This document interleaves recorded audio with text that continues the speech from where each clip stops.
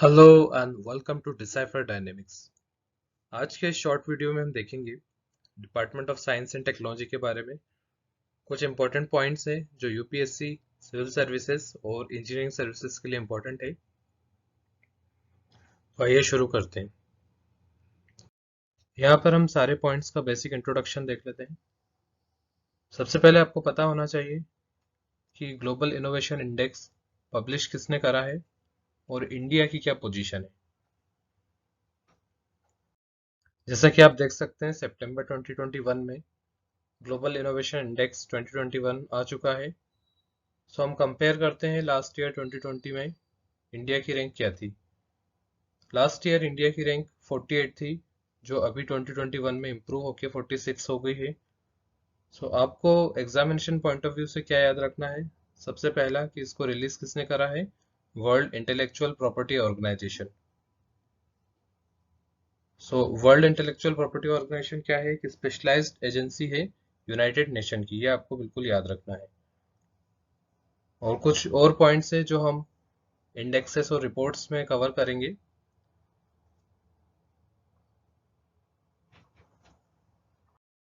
Second news PIB में दी गई है, global partnership on artificial intelligence के बारे में। सो एग्जामिनेशन पॉइंट ऑफ व्यू से इसमें हमारे लिए क्या रिलेवेंट है वो हम देखते हैं।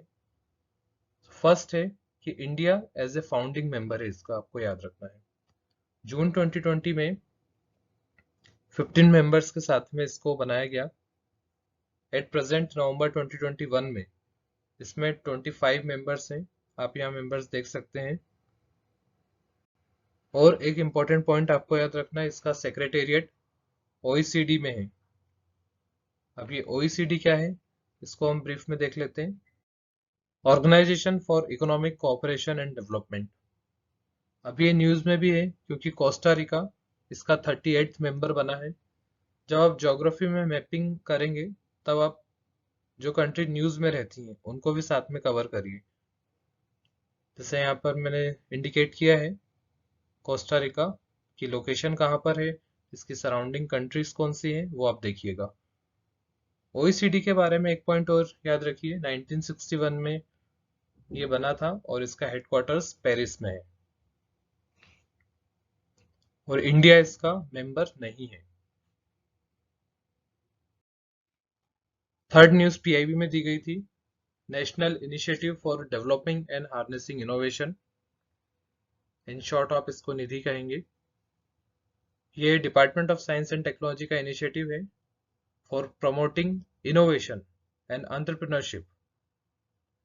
कुछ ये इंपॉर्टेंट टर्मिनोलॉजीज रहती हैं जो एग्जाम में आ सकती हैं कि किस डिपार्टमेंट ने या किस मिनिस्ट्री ने इसको लॉन्च किया है। तो यहाँ कुछ ऐसे पॉइंट्स दिए हैं पीआईबी में, तो मैं यहाँ पर आपको कवर करवा रहा हूँ, तो आप इसको याद करिए। फोर्थ है Manak, the million minds augmenting national aspirations and knowledge. ये भी department of science and technology ने लॉन्च करा था विद नेशनल इनोवेशन फाउंडेशन के साथ में। नेशनल इनोवेशन फाउंडेशन भी department of science and technology के अंदर आता है। सो इसका पर्पस क्या है, to harness the power of bright minds spread across 6 lakh school in the country. सो आपको दो पॉइंट क्या याद रखने हैं, मानक किसका इनिशिएटिव है, डिपार्टमेंट ऑफ साइंस टेक्नोलॉजी का, और नेशनल इनोवेशन फाउंडेशन किसके अंदर आता है, department of science and technology. Next देखते हैं। फिफ्थ न्यूज दी गई थी science and engineering research board के बारे में।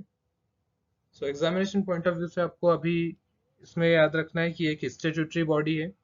इट मींस ये एक एक्ट ऑफ पार्लियामेंट के थ्रू बना है। ये भी department of science and technology के अंदर आएगा। और सिक्स्थ नंबर पे दिया हुआ था national super computing mission. National computing mission क्यों इंपॉर्टेंट है, अभी रिसेंट में क्या डेवलपमेंट हुए हैं, तो वो कुछ न्यूज में रहते हैं, वो आप देखिए। जैसे यहाँ पे पीआईबी में दिया हुआ है, कुछ सुपर कंप्यूटर्स के नाम लिखे हुए हैं। आपको ध्यान रखना है ये ज्वाइंटली इम्प्लीमेंट होता है department of science and technology और साथ में ministry of electronics and information technology के द्वारा। अभी करंट न्यूज में आपको परम सिद्धि याद रखना है। ये एक high performance computing artificial intelligence based super computer है। बाकी कुछ और सुपर कंप्यूटर्स के नाम लिखे हुए हैं यहाँ पर, आप पढ़ सकते हैं। 7th नंबर की न्यूज है सर्वे ऑफ इंडिया के बारे में। सर्वे ऑफ इंडिया क्या है? एक नेशनल मैपिंग एजेंसी है। जैसे अभी यूटीज बनी थी, स्टेट को बाइफरकेट करके जम्मू कश्मीर और लद्दाख, तो उसमें अब मैप, जो नया मैप बना है, वो किसने बनाया है? Survey of India. Survey of India किसके अंदर काम करता है? Department of science and technology के अंदर। अभी ये न्यूज में था क्योंकि एक जियो स्पेशियल डेटा की न्यूज आई थी इसमें, कि ओपन कर दिया गया है सभी के लिए।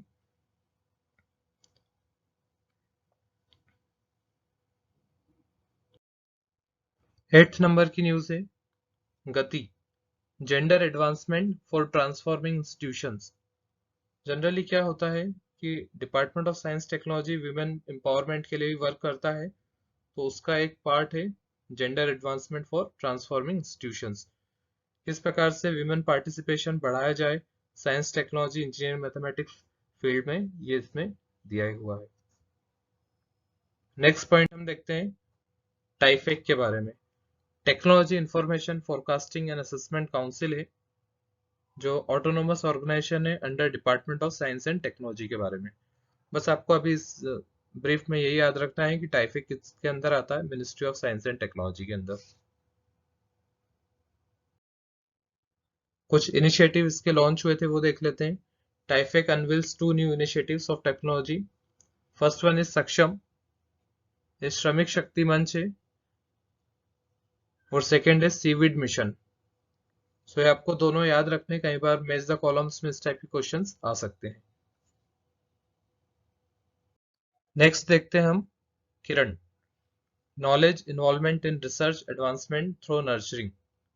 ये भी डिपार्टमेंट ऑफ साइंस टेक्नोलॉजी का इनिशिएटिव है।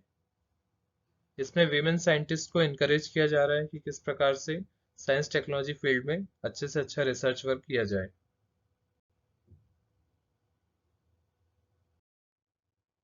नेक्स्ट न्यूज है 30 मीटर टेलीस्कोप के बारे में। आपको यहाँ पर क्या याद रखना है कि इसमें कौन कौन सी कंट्री इन्वॉल्व है और इंडिया इसका मेंबर है या नहीं। तो कंट्रीज इन्वॉल्व है इसमें आप देख सकते हैं, कुछ यूनिवर्सिटीज, कुछ रिसर्च इंस्टीट्यूशन, और साथ में कनाडा, जापान, चाइना और इंडिया भी इसका मेंबर है। इसकी लोकेशन कहाँ पर है वो आप देख सकते हैं, मोना किया इन हवाई। यहाँ पर 30 मीटर क्या है इसका डायमीटर। तो ये कुछ छोटे छोटे पॉइंट्स हैं जो एग्जाम में डायरेक्टली आ सकते हैं। सो पीआईबी की न्यूज आप पढ़ते रहिए, कुछ स्मॉल पॉइंट्स हम कवर करते रहेंगे आगे के लेक्चर्स में। Thank you.